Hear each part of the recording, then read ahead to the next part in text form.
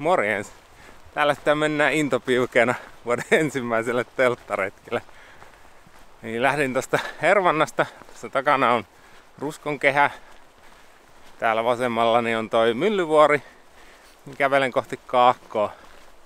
Taivalpirti ohi ja siitä Savontien yli ja sitten sinne jonnekin Lempäällä. Varmaan Birgitan polkuun pitkin jonkin matkaa sitten. Katson sieltä jonkun telttapaikan.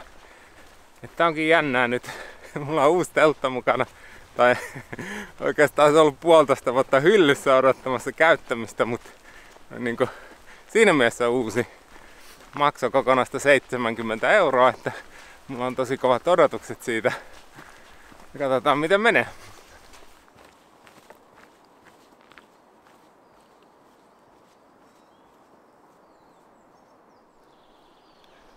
Jaa. Sanoisinpa, että täällä on jossain vaiheessa tuuli puhaltanut. Polku on kyllä ihan auki, ettei siinä mitään, mutta pikkasen on näitä tuulenkaatoja. Näyttää sen verran saviselta tuo maa, että varmaan sen takia ei ole oikein nuo puut kestänyt tossa.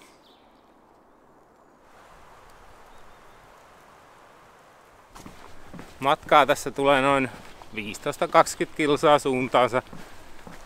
Ja koska reissuille tarvitaan vaaroja ja jännitystä, niin laitoin lähes iskemättömät kengät jalkaan, niin saa nähdä mitä tästä tulee. Ei mulla kyllä yleensä näissä ole ongelmia ollut.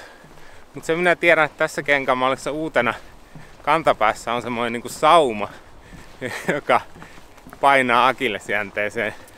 Ja se sitten kun kenkä muotoutuu, niin se häviää siitä, että se kiristys, se sauma vähän niinku löystyy ikään kuin. Sauma ei itsessään löystyy, mutta kenkä löystyy. Joka tapauksessa se menee ohi. Mutta näin ei vielä ole siinä vaiheessa.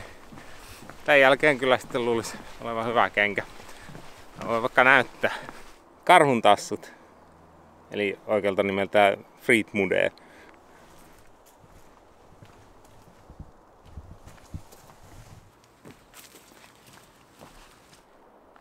Ilma on viileähkö.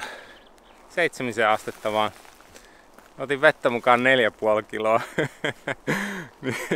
Ei välttämättä tarvitse edes järviin koskea. Ellen sitten käy uimassa. Mutta tää oli ihan harkittua, koska tälleen sai rinkan painoa ylös ja sitten niinku lähemmäs sitä, mitä sen ehkä tulee olemaan noilla pitkillä retkillä, mitä kesällä tulee tehtyä. Et jos silloin ihan maksimissa olisi joku 14 kiloa 2 hengen teltalla ja laajennusosalla vielä siihen, niin nyt on ehkä jotain 12,5 kiloa. Tää on jo aika lähellä sitä ihan maksimin, mitä tulee kannettua. Ja heti keksin tästä parannuksen. että kun lähtiessä vedin tietysti kaikki noi nauhat niinku tiukalle. Ja ajattelin, että teen rinkasta mahdollisimman litteen tiukan paketin, niin sitten ihmettelin, että tämähän tuntuu yllättäen laatikkomaiselta verrattuna siihen, mitä se oli vielä eilen illalla selässä, kun pikkasen kotona testaili. Niin sitten vähän löysensin niitä hihnoja, niin se korjaantui sillä. Ei tämä rinkka ole nyt käytännössä yhtään sen niin kuin laajempi. Kyllä tämä edelleen on litteä ja niin poispäin. Mutta se pystyy nyt elää paremmin niin kuin selän mukana ja liikkeen mukana, kun se ei ole niin tiukalan toi. Ihme juttu, että ennen on oikeastaan tullut ajateltua tai silleen testattua. Niin heti löytyi tommoinen parannus. Paljon mukavampi kuin tää rinkka on tämmöinen niinku, tää elää mukana ja nähdään tää päällä siis vähän ketterä kuin kauris. Vähän niinku liikun täällä ihan miten lystää. Semmosta. Polut on vielä vähän mutasia.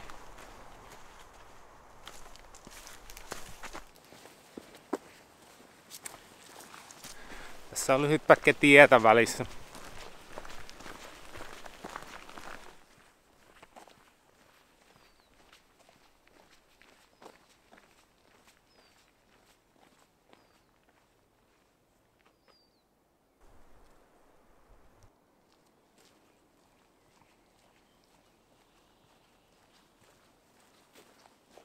Lähtiessä mietin, että kehtaanko väittää alkuosaa polusta Pirkan taipaleeksi.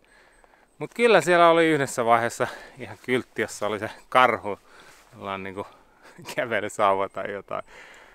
Et kai se sitten on. Pirkan Taipaleelta löytyy tosi huonosti matskua niin kuin netistä. Oikeastaan yhden semmoisen kartan siitä on nähnyt. Ja se alkaa jostain niin kuin Ylöjärven rajalta pohjoiseen. Et se on semmoinen hajanainen polkujen verkosto. Taitaa olla kunnoltaankin vähän hajanainen. Niin mietin vaan, että en ole ikinä nähnyt niin kartalla sitä piirrettävää tänne niin kuin Tampereen eteläpuolelle. Mutta kyllä tuossa ainakin tommonen merkki, joka kummasti sitä muistuttaa, niin oli tossa jokin aika sitten. Että väitän, että on Pirkan Taipaletta. No niin, siinä se on taas.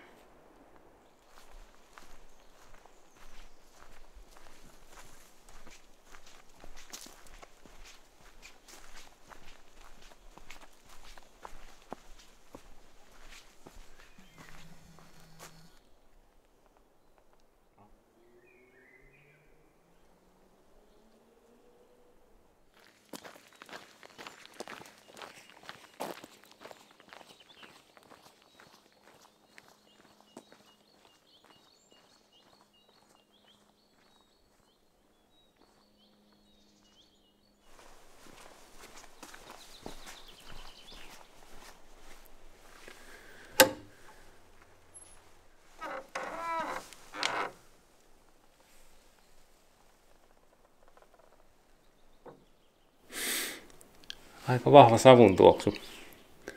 Eipä tietysti ihme.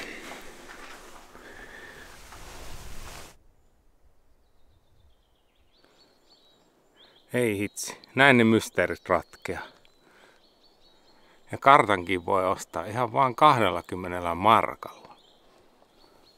Tossa on se eteläinen pätkä. Muuten se menee tosiaan tuolla pohjoissa. Tuossa tien toisella puolella on Taivalpirtti.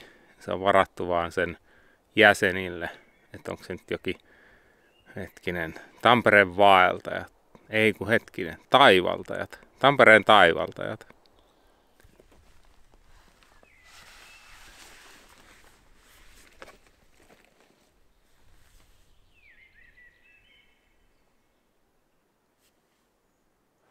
Minun piti keitellä tässä teetä, mutta kello on aika paljon. Niin en tarvitse malttaa. Haluaisin ehättää sinne ja ehtiisi sitten olla vähän pidempää teltalla. Mä oon huomannut, että teltta jotenkin vääristää aikaa. Aina kun se on mukana, niin joka kerta kun ehtii niin kuin perille pystyttää telttaan, niin on niin kuin liian myöhä. Vaikka lähtisi miten aikaisin aamulla, vaikka taittaisi matkaa miten nopeasti. Sitten kun on niin kuin siinä telttapaikalla, niin sitten on liian myöhä. Ehtii vaan laittaa teltan syödä nopeasti ja käydä nukkumaan. No, mielenkiintoinen ilmiö. No, minä katselen tässä järvelle 10 minuuttia. Että sovitaan, että tämä hengen ravinto sitten ajaa sama asia.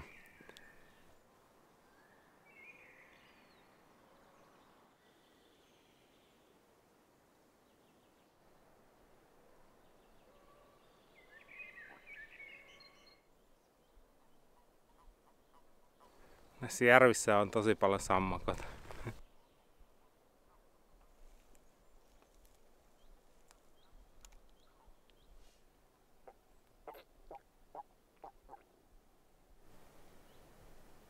Hieman kuuluu liikenteen ääniä tänne, mutta aika hiljasta on. Mutta se on jännä, miten nuo hervan äänet, ne kuuluu tosi kauas.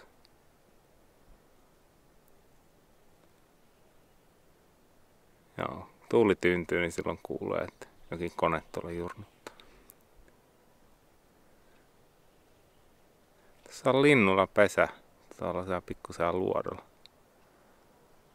En kyllä näe tänne asti, että mitä lintuja. Se oli hyvä lepotauko. En saanut kummaa juomista. Sen sijaan ilmaviileni siinä ja sitten kun paikalla oli, niin päädyin laittaa hanskat.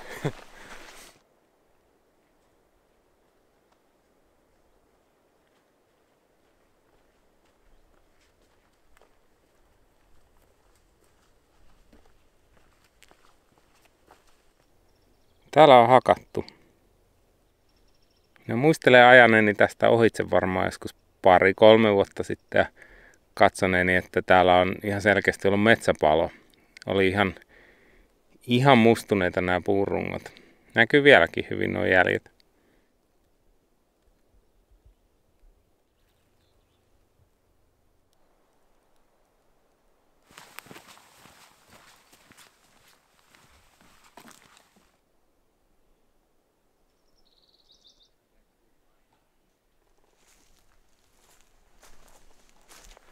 Joo, siinä oli vähän Kausjärven laavu. Siinä oli porukka, niin en vitti siinä kuvailla, enkä muutenkaan jäädä siihen. Ja se laavu on ihan tien vieressä, että se on vähän enemmän semmoinen makkaranpaistopaikka. Jota kyllä tarvitaan minun mielestäni. Että ei kaikki tunge niille muutamille suosituille laavuille. Tässä järven toisessa päässä niin siellä on sitten kyynärlaavu. Mutta en minäkään sinne mene. Ei tästä nyt tullut lähellekään 15 kilsaa, mutta tuli mitä tuli.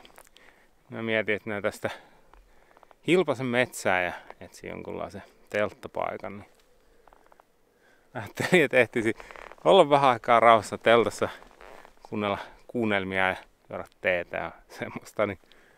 Niin. Rauhallista on kyllä tässä.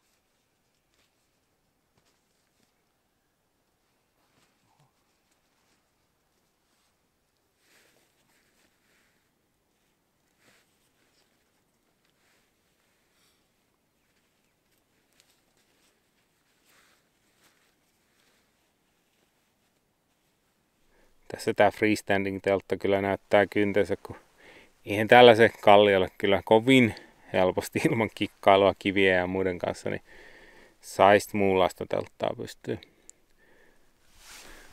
Kello on jo paljon, äkkiä vaan näitä tämmönen unisysteemi. Eli täällä on itse tehty tyyny, tämä silkkilakana. Tuunattu. Pitäisi tuunata vähän lisää. Niin se on tuolla alla ja sitten päällä.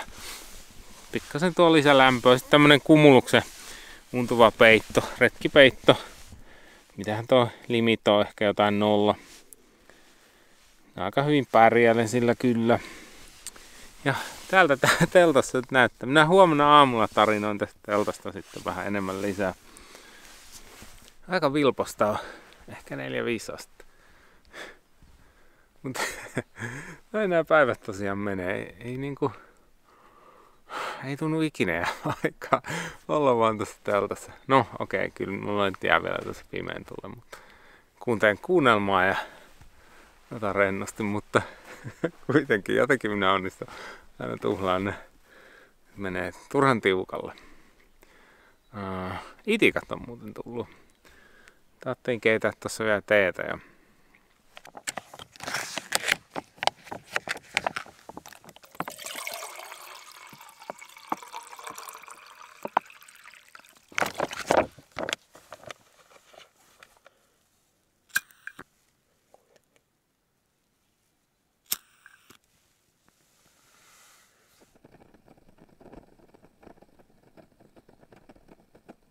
Eitä Appannatom. Joo. Päädyin lisää untuvatakin yöllä kuitenkin, kun yö oli aika viileä. Varmaan vaan sen pari astetta. Ei nyt silleen varsinaisesti palellut, mutta ajattelin, että mukavampi ehkä olla lämpimämmässä, jos nukuttaa paremmin ja muuta. Niin. Teltta toimi hyvin.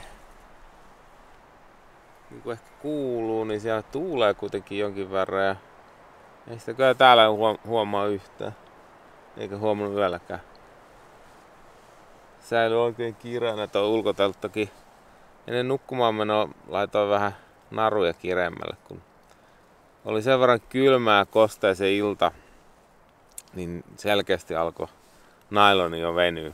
Sehän on vähän nailonin tommonen huono ominaisuus, että se kylmässä ja märässä, niin se venyy.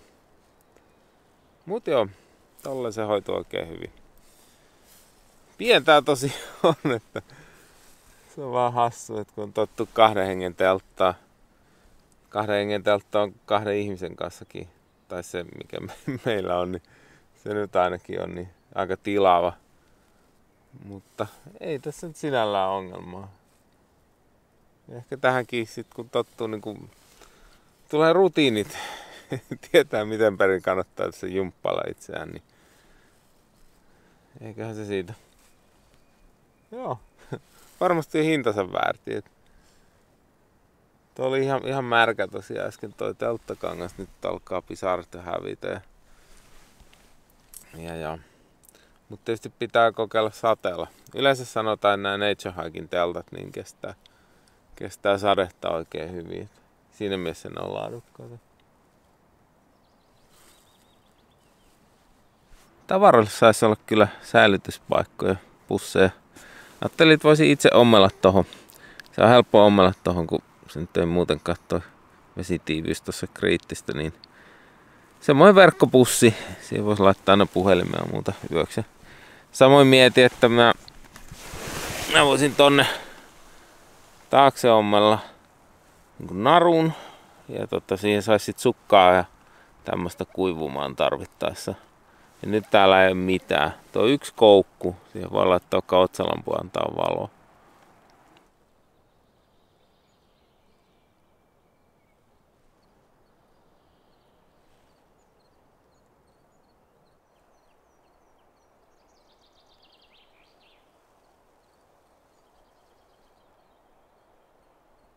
Niin tää telttahan on siis Nature Hike Cycling.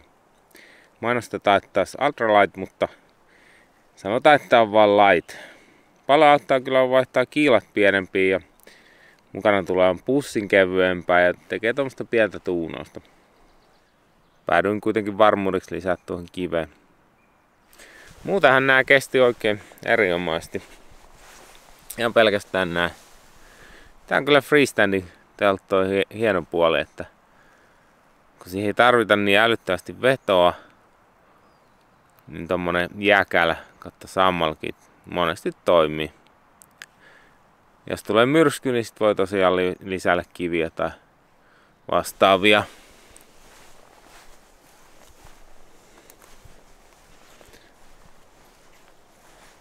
Täällähän minä laitoinkin tän puun, niin se niin kuin ottaa tohon suuntaan ihan riittävästi. Ei jaksa kikkailla enempää. Teiltä vaatimattoman hinnan kyllä huomaa siinä, että esimerkiksi näissä päissä ei ollut näitä vetonaru kiinnityspisteitä ollenkaan. Joutuu ompelemaan itse. Aivan käsittämätön veto.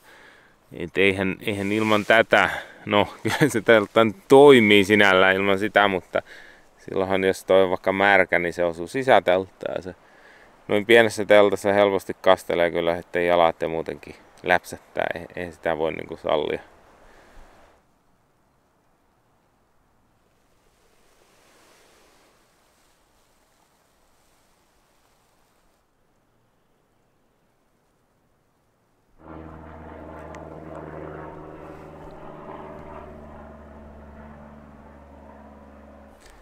Alkoholikeiti. En ole vielä oikein päättänyt, mitä mieltä minä tästä on. Siis tää on hiljainen, joo. Kevyt tämmöiseen pieneen retkille. Tää on keveä ratkaisu. Mutta toisaalta, jos vertaa siihen minun Kovea Spider, siihen remote canister stoveen, niin onhan tää silleen kiikkerä ja vähän hankala ja tää nokeaa vähän. Sitä minä en etukäteen tajunnut huomioida, koska ei noissa ulkomaalaisessa arvostelussa ollut sanottu sitä, että se varmaan johtuu siitä, että ulkomailla saa ihan 100% alkoholia, mutta täällähän siihen lisätään niitä denaturointiaineita ja muuta, niin ehkä ne sit palaa vähän epäpuhtaasti. En tiedä. Siis ei se paljon nokea, mutta kiusa se on pienikin kiusa. Et sit kuitenkin, jos sitä kertyy ajan mittaan, niin pitää olla oma pussi titanin mukille ja muuta. Niin tää harkita. Ehkä minä välillä käyttäen tätä. Ehkä sit välillä en.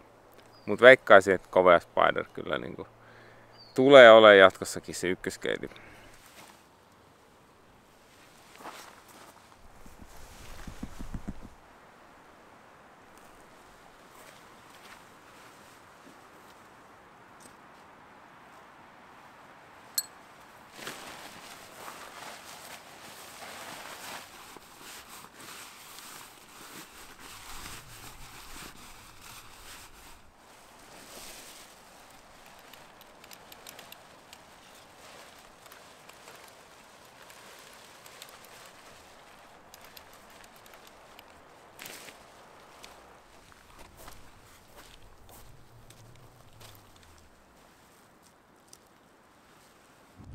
Turhan pitkät nää piuhat, tää lyhentää.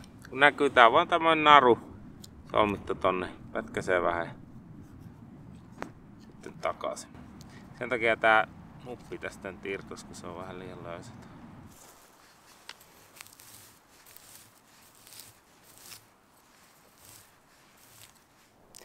Noin, kaikki näyttää olevan järjestyksessä.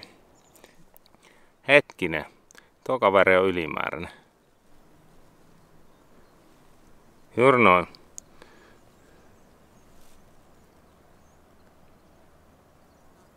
Noniin, hyvä.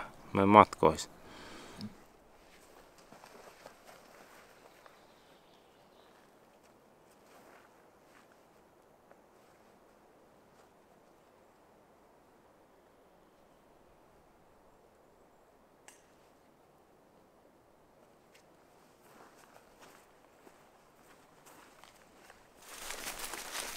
Joo, se oli semmonen seikkailu, miniseikkailu. Talven jälkeen oli vähän hakemista niin kun tavaran kanssa vekslaamissa ja tommosessa, kun ei silleen se rutiini on niin päällä, mutta menihän tuo näinkin. Ja mitäs muuta?